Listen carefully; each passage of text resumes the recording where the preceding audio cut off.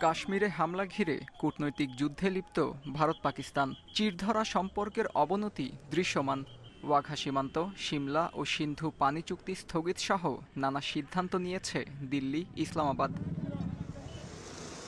এবার বন্ধের শঙ্কায় কর্তারপুর করিডোর। এতে উদ্বিগ্ন ভারতের শিখরা।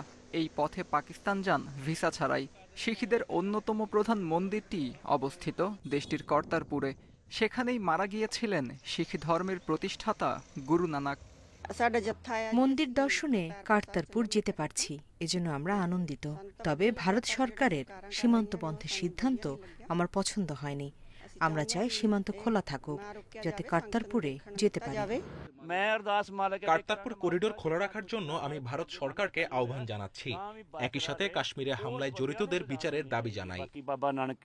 ভারত পাকিস্তানের টানাপোড়েনের মধ্যেও উন্মুক্ত কর্তারপুর করিডোর। দেশটির কর্তারপুরের মন্দির দর্শনে এসেছেন অনেক ভারতীয় শিখ। জানান দিল্লি, ইসলামাবাদকে শান্তি প্রতিষ্ঠার আহ্বানও। প্রতিটি বাড়িতেই ঝগড়া বিবাদ হয়, ভারত পাকিস্তানের মধ্যেও হয়েছে, কিন্তু তারাই আমাদের ঘরবাড়ি। যা হয়েছে তা ছোটখাটো সমস্যা। চলুন আমরা একসাথে আলোচনা করে এসব সমাধান করি, কারণ কোনো কিছুই মানবতার ঊর্ধ্বে নয়। গত ২২ এপ্রিল ভারত নিয়ন্ত্রিত কাশ্মীরে হয় সন্ত্রাসী হামলা। নিহত হন ২৫ পর্যটক ও এক কাশ্মীরি। হামলার দায় স্বীকার করে দ্য রেজিস্ট্যান্স ফ্রন্ট, TRF। এরপরই শুরু হয় ভারত পাকিস্তানের উত্তেজনা। নিয়ন্ত্রণ রেখা, LOC-তে গুলি বিনিময়ও করেছে দুপক্ষ।